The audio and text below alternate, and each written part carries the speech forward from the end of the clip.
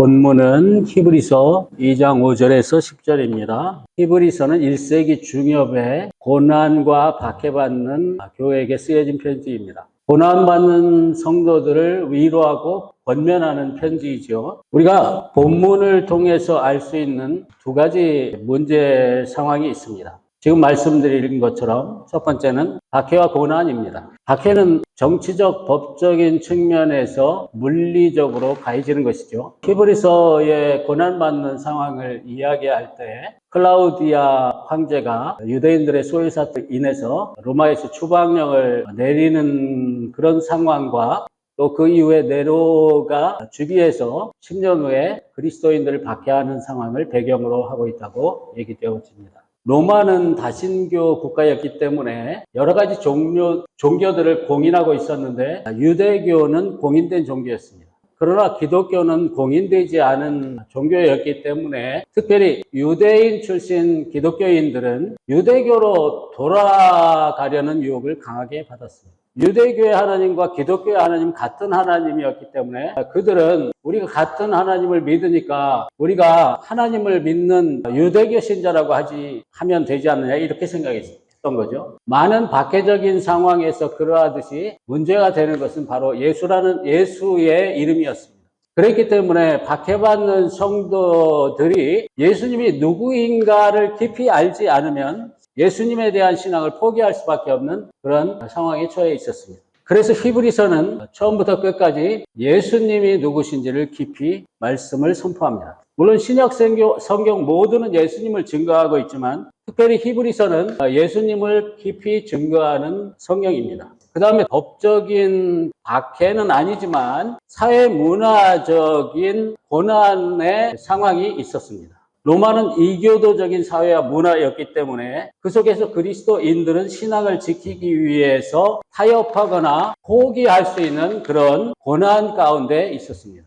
이것은 오늘날의 그리스도인들에게 적용한다면 지금 세계적으로 박해가 증가하고 있다는 그런 보고들을 듣습니다. 오늘 한국이나 미국에서는 이런 물리적인 박해, 법적인 박해는 우리가 잘 인식하지 못하죠. 없다고 우리가 생각할 수 있습니다. 그러나 로마의 이교도적인 문화 속에서 신앙을 지키기 위해서는 고난을 받아야 했던 초기 그리스도인들과 같은 그러한 상황은 우리에게도 있습니다. 악이 증가하고 있는 이 세상의 현실에 만약에 우리가 하나님의 말씀에 순종하는 삶을 살고자 한다면 한국과 미국도 우리가 신앙을 지키기 위해서 고난받는 상황에 있다고 하는 것입니다. 이 고난받는 상황이 오래 지속되었기 때문에 그리스도인들은 영적으로 지치고 피곤해졌습니다. 그래서 히브리서 저자가 인식하고 있는 히브리서의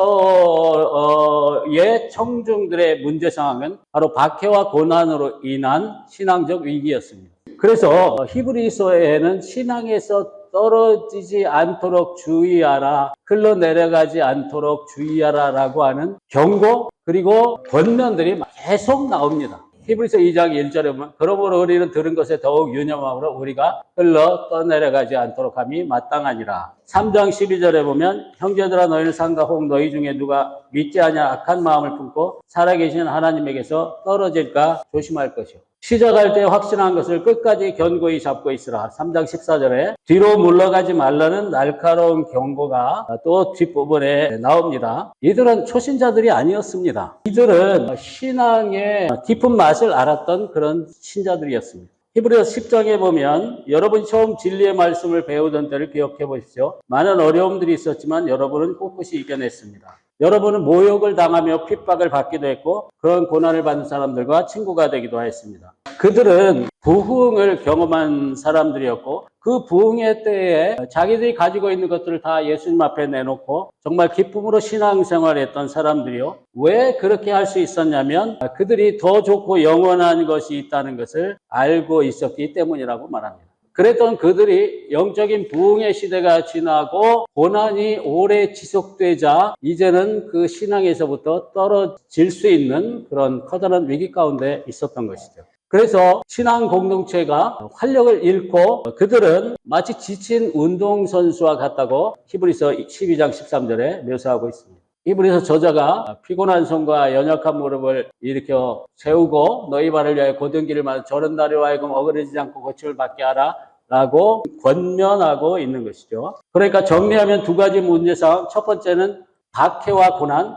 두 번째는 그 박해와 고난으로 인해서 신앙의 열정이 저하되고 있었다는 것입니다. 우리가 정말 한국에서 신앙생활을 하고 있는 우리의 모습을 볼 때 정직하게 본다면 비슷하지 않은가 생각됩니다. 이러한 고난과 영적 위기에 대해서 히브리서 저자는 막연한 위로를 하거나 또는 일시적으로 그들을 위로하는 말은 하지 않습니다. 히브리서 저자의 처방은 한마디로 말씀드리면 이것입니다. 내 아들을 보라. 여러분, 내 아들을 보라라는 말씀을 들을 때 무엇을 보라는 말씀인가? 아마 여러분 중에 어떤 분들은 생각하셨을 것입니다. 내 아들이 당한 고난을 보라. 이런 뜻입니다. 예수님이 겪으신 그 고난, 그것보다도 더 고난을 겪는 사람은 없습니다. 예수님의 고난은 우리가 따라갈 수 없는, 상상할 수 없는 깊이와 넓이와 높이를 지니고 있습니다. 우리의 고난은 예수님의 고난 앞에서 아무 할 말도 없는 것이죠. 제가 기도하는 가운데 히브리서를 공부해야 되겠다는 마음이 들어서 히브리서를 파기 시작했을 때 큰 힘과 위로가 생겼습니다. 25년 목회를 하면서 설교를 했는데 히브리서에서 믿음장, 우리가 잘 알고 있는 11장 믿음장 외에는 별로 설교한 본문이 없는 것 같습니다. 그러나 이번에 제가 히브리서를 공부하면서 느낀 것은 히브리서에 엄청난 금맥이 파묻혀 있다는 것입니다. 그 금맥은 바로 예수님이시죠. 우리는 예수님을 완전히 알지 못합니다. 우리는 예수님을 깊이 알지 못합니다. 그래서 히브리서의 주제를 선포하는 말씀 가운데 3장 1절에 예수를 깊이 생각하라 라는 말씀이 있습니다. 제가 신학 공부하러 몇십 년 전에 미국에 갔을 때 저희 교단의 목사님을 만났는데 그 목사님이 저를 보더니 이렇게 말씀하셨어요. 예수 속으로 깊이 들어가세요. 저는 그때 그 말씀을 다 이해하지 못했지만 왠지 좋았습니다. 목회를 하면서 예수님을 아는 것만큼 중요한 것은 없다는 사실을 계속해서 최근에 더 깨닫고 있습니다. 고난을 받는 상황 가운데 고난 자체가 문제이라기보다는 그 속에서 예수님을 향한 그 선명한 시선이 흐려졌다는 것이 더 어려운 원인인 것 같습니다. 선명하게 보였던 예수님의 십자가가 시야에서 흐려질 때 고난이 힘든 것이죠. 그래서 히브리서 저자는 고난받는 성도들에게 예수님을 선명하게 볼 수 있도록 해줍니다. 예수님의 고난을 선명하게 바라볼 때 이상한 것은 나의 고난이 작게 여겨지는 것입니다. 그래서 히브리서 저자는 고난받는 성도들이 얼마나 큰 구원을 받았는지를 얘기해 줍니다. 2장 3절에 보면 우리가 이같이 큰 구원을 등한히 여기면 어찌 그 보응을 피하리요. 이 구원은 처음에 주로 말씀하신 바요 들은 자들이 우리에게 확정한 바니 라고 말씀하고 있습니다. 이것이 고난받는 성도들이 신앙의 위기에서 떨어질 수도 있는 그 상황에서 그들을 위로하고 동시에 경고하는 히브리서 저자의 방식입니다. 이 앞에 맥락을 보면 구약의 백성들이 하나님이 주신 율법을 등한히 여겨서 그들이 얼마나 큰 심판을 받았는지를 얘기합니다. 그런데 신약 백성들은 율법을 받은 그 구약 백성들보다 훨씬 더 큰 구원을 받은 백성들인데 동시에 구약의 백성들보다 더 큰 책임성을 가지고 있다는 것입니다. 책임. 구약 백성이 그 책임을 회피하고 책임에 합당하지 않은 삶을 살아서 큰 보응을 받았는데 너희가 받은 그 큰 구원을 등한히 여기면 그 큰 책임을 방기하면 얼마나 더 큰 보응을 받겠느냐 이렇게 말씀하는 거죠. 이것은 오늘날 우리 목회자들이 복음을 설교하는 방식이 아닙니다. 저 자신도 이 책임에 대해서 그렇게 강조하지 않았던 것 같습니다. 저는 히브리서 저자의 이 복음을 선포하는 방식을 보면서 큰 충격을 받았습니다. 이 말씀이 신앙의 위기 가운데 있는 히브리서 청중들에게 꼭 필요했다는 것이죠. 구원의 은혜만이 아니라 구원에는 큰 책임이 따른다는 것을 강조함으로써 고난받는 성도들이 이제 그 위기 가운데서 나올 수 있는 문을 열어준다는 것이죠. 이 말씀이 고난받는 성도들에게 큰 효력을 발휘했을 겁니다. 그러나 히브리서 저자는 경고나 권면을 하기 전에 큰 구원에 대해서 먼저 얘기해 줍니다. 그리고 그들이 하나님께 얼마나 큰 존재 가치가 있는지를 설명해 줍니다. 즉 바울과 같은 방식이죠. 바울은 처음에 복음을 얘기하고 하나님의 큰 은혜를 얘기합니다. 그리고 그 다음에 반드시 그러므로 너희는 이러한 삶을 살아라라고 그들의 삶에 있어의 책임성을 얘기해 줍니다. 그런데 정말 우리에게 필요한 것, 처음에 필요한 것은 뭐냐면은 우리를 보시는 하나님의 우리를 가치 있게 여기시는 그런 우리의 존재에 대한 그런 생각이죠. 다시 우리를 새롭게 보는 것이죠. 하나님의 눈으로. 이제 말씀의 본문에 보면 이것은 다윗의 시편 8편을 인용하면서 지금 히브리서 저자가 얘기를 하고 있습니다. 다윗이 어느 날 사람의 창조에 대해서 눈이 열려서 보았습니다. 다윗의 이 8편 시편을 우리가 세 가지로 묵상해 볼 수가 있습니다. 사람이 얼마나 굉장한 존재로 창조되었는지 다윗의 눈이 열렸습니다. 하나님이 사람을 지으셨는데 사람을 하나님보다 조금 못한 존재로 지으셨습니다. 사람이 무엇이기에 주께서 그를 생각하시면 인자가 무엇이기에 사람이 무엇이기에 하나님께서 이 사람을 그렇게 큰 가치 있는 존재로 지으셨습니까? 이 말씀은 거의 하나님과 같은 수준이라는 뜻입니다. 창조주와 피조물이라는 존재적인 차이는 있지만 사람의 지위와 신분에 있어서 거의 하나님과 비슷한 존재로 창조하셨다는 것입니다. 우리가 정말 창세기를 보면은 하나님이 사람을 지으실 때 그 사람 높은 존재로 지으셨죠. 하나님의 수준에 있는 존재로 지으시고 사람을 하나님 아래 그리고 사람 아래 만물 그런 서열로 사람을 지으셨으니까 만물 위에 있는 사람이죠. 높은 존재이죠. 주의 손으로 만드신 것을 다스리게 하시고 만물을 그의 발 아래 두셨습니다. 이것이 바로 사람입니다. 이것이 다윗이 눈이 열려서 본 애초에 하나님이 지으신 사람의 큰 존재가치. 그 다음에 두 번째 묵상할 수 있는 것은 다윗 자신에 대한 신앙 고백입니다. 다윗이 누굽니까? 다윗은 하나님의 손에 붙들린 하나님의 사람입니다. 다윗이 얼마나 하나님의 손에 붙들려서 살았는지 그가 놀라워했습니다. 내가 무엇이기에 나라는 사람이 누구기에 나를 이렇게 크게 여기고 나를 계속해서 붙잡으십니까? 우리가 경험하는 것이죠. 하나님 내가 누구간데 자격이 없는 나를 하나님 내가 누구간데 부족한 나를 하나님 내가 누구간데 이렇게 허물이 많고 실수가 많고 죄가 많은 나를 계속해서 붙잡으십니까? 이것이 저의 신앙 고백이고 또 여러분의 신앙 고백입니다. 제가 이 자리에 있을 수 있는 것은 하나님께서 저를 계속 붙잡으셨기 때문입니다. 이제 하나님이 나를 붙잡지 않으실 거야 할 때 하나님이 다시 붙잡으실 때 놀랍죠. 하나님께서 나를 얼마나 큰 존재 가치로 여기시는지 새롭게 깨닫습니다. 다윗과 비슷한 고백이지만 방향은 반대인 고백도 있습니다. 누가 생각나시죠? 바로 욥입니다. 욥도 하나님께서 계속해서 자기를 붙잡고 계시는 것을 알았습니다. 근데 욥은 다윗과 반대로 다윗은 감격을 고백하지만 욥은 고통을 호소합니다. 욥은 더 이상 나를 붙잡지 말고 놓아달라고 하나님께 호소합니다.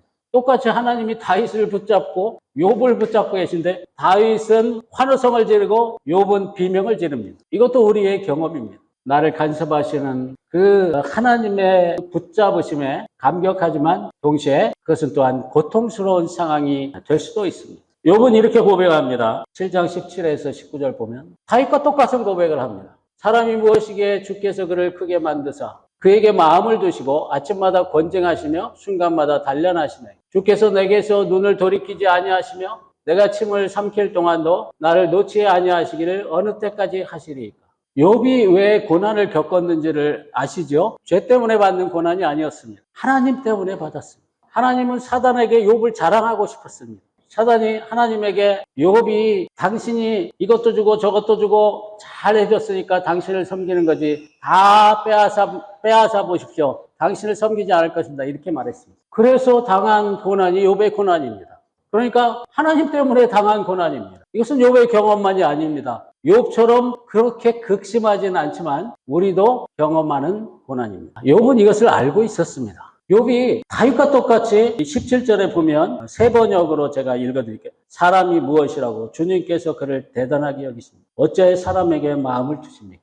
욥은 하나님께 큰 존재 가치가 있었어요. 사실 저는 좀 믿기 힘들지만 저와 여러분은 하나님께 큰 존재 가치가 있습니다. 여러분 믿으십니까? 아니면 저처럼 믿기가 힘듭니까? 욥은 사람을 이렇게 위대한 존재로 여기셔서 이런 고난을 받게 하시는 하나님을 알았습니다. 하나님을 아는 것 그것이 우리의 힘입니다. 예수 그리스도를 아는 것, 그것이 우리의 모든 것입니다. 그 다음에 히브리서 저자가 위로하는 두 번째 방법은 큰 구원의 내용을 알려주는 것입니다. 우리는 구원의 결론을 너무나 쉽게 적용합니다. 예수님이 우리를 위해 죽으셨습니다. 그것이 결론이죠. 굉장히 중요하고 정말 우리에게 생명을 주는 복음의 선포입니다. 그러나 히브리서 저자는 그 구원의 결론이 어떻게 그 구원의 결론을 도출해낼 수 있었는가? 구원의 과정과 내용을 추적합니다. 즉 예수님이 사람으로 오시고 고난을 받으신 그 과정, 내용을 추적하고 그것을 깊이 드러내서 고난받는 성도들에게 그 가슴에 안겨줍니다. 히브리서 저자는 예수 믿는다는 것이 무엇인지 우리가 알고 있었던 것들을 뒤집어 놓아 버립니다.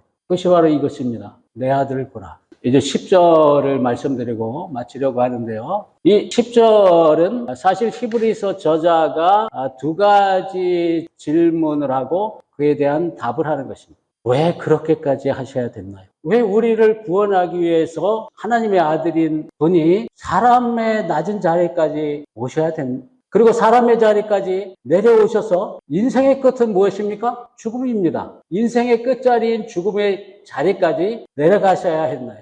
꼭 그렇게 하셔야만 됐나요? 전지전능하신 하나님이 우리의 구원을 위해서 그냥 쉬운 방법을 쓰실 수 없었나요? 이 질문은 우리 입장에서 바꾸면 이것이죠. 하나님, 내가 꼭 이 고난의 과정을 거쳐야 되나요? 고난받고 싶은 사람은 없습니다. 고난을 오래 받고 싶은 사람은 없습니다. 고난받으면 하나님 그 다음에는 보상이 있겠죠? 이렇게 생각하는 것이 우리의 생각입니다. 그러나 신약 성경을 정말 정직하게 우리가 읽다 보면 이 세상에서는 성도는 고난당하는 것입니다. 그리고 고난의 보상은 이 땅에서 주어지는 것이 아니라 하늘에서 주어집니다. 그것을 우리는 영광이라고 합니다. 자, 두 번째 질문은 이것입니다. 그렇게까지 하시면서 우리를 구원하신 목적은 무엇입니까? 그렇게 처절한 방법까지 쓰시면서 우리를 구원하셨는데 도대체 무엇 때문에 그렇게 하신 겁니까? 거기에 대해서 10절이 답을 해주는 것이죠. 그러므로 만물이 그를 위하고 또한 그로 말미암은 이가 많은 아들들을 이끌어 영광에 들어가시는 일에 그들의 구원의 창시자를 고난을 통하여 온전하게 하심이 합당하도다. 그런 처절한 방법을 쓰셔야 했나요에 대한 답입니다. 우리가 따라가야 할 믿음의 선구자는 고난을 통하여 사람으로 오셔서 고난을 통하여 원천하게 되셨습니다.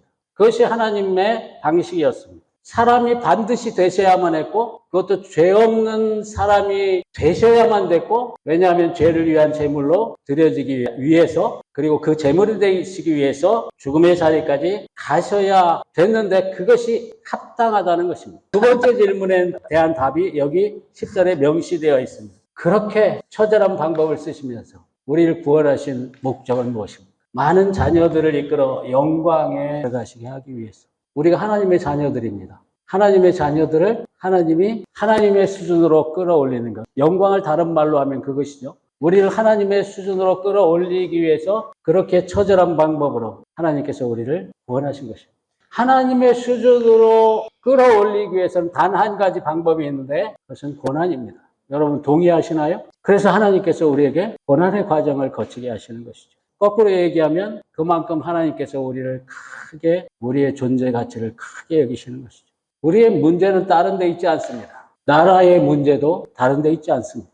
예수님은 개인의 구주일 뿐만 아니라 열방의 구주가 되십니다. 한국의 주는 예수 그리스도이십니다. 모든 나라의 주는 예수 그리스도이십니다. 오전에 강의하다가 못한 것이 있는데 에클레시아입니다. 에베소서는 4가지 종류의 하나님 백성의 공동체에 대해서 말하고 있습니다. 그리스도의 몸, 하나님의 처소, 네 번째는 바로 에클레시아입니다. 원래 킹제임스 번역 이전에 이 헬라어 에클레시아를 처치로 번역하지 않았습니다. 킹제임스 버전 이후에 처치로 번역했습니다. 에클레시아를 통치의 의미를 가진 단어로 번역했습니다. 처치는 종교적인 의미를 가지고 있고 통치의 의미가 빠진 것입니다. 정말 중요한 것을 빼놓은 것이죠. 에클레시아는 통치 기구입니다. 원래 그리스에서 그 에클레시아라는 말을 사용한 것은 시민의회 또는 시민정부라는 뜻입니다. 에클레시아가 예수 그리스도의 통치를 받고 있지 못하다는 거예요. 왜냐하면 이 세계의 수많은 것들이 우리의 시선에서 예수님을 앗아가 버렸기 때문입니다. 예수님을 바라보는 그 선명했던 시선이 희미해졌습니다.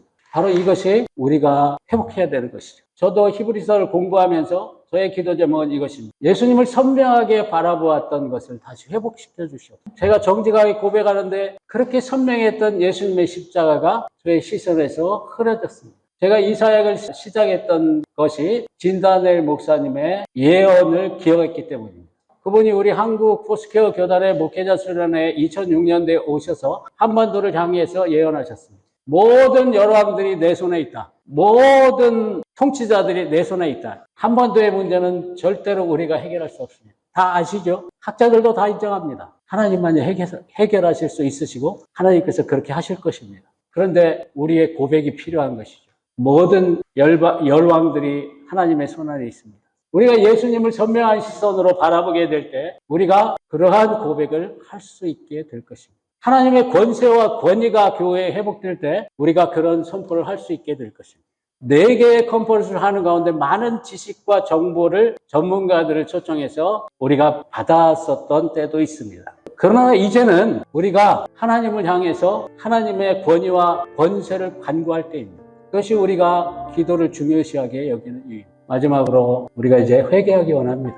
예수님이 우리 시선에서 흐려진 것을 회개하기 원합니다. 에클레시아의 머리이신 예수님 그 외의 모든 것을 우리가 내려놓기 원합니다. 어떤 이데올로기도 예수님보다 우선시될 수는 없습니다. 모든 생각과 모든 이론과 모든 사상을 사로잡아 그리스도의 발 앞에 복종시키라고 말씀하셨습니다. 우리가 한반도의 회복을 위해서 그 일을 해야 되는 것이죠. 하나님 아버지 감사합니다. 우리를 크게 여기셔서 큰 구원을 베푸신 것을 감사합니다.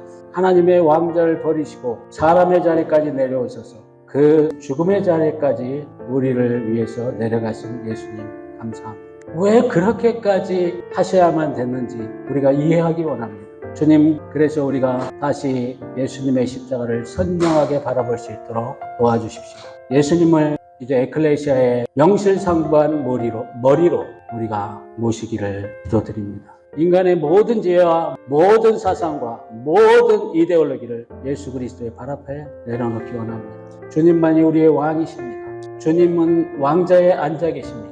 주님 앞에 겸비한 마음으로 엎드리게 하여 주시옵소서. 예수님의 이름으로 기도드립니다.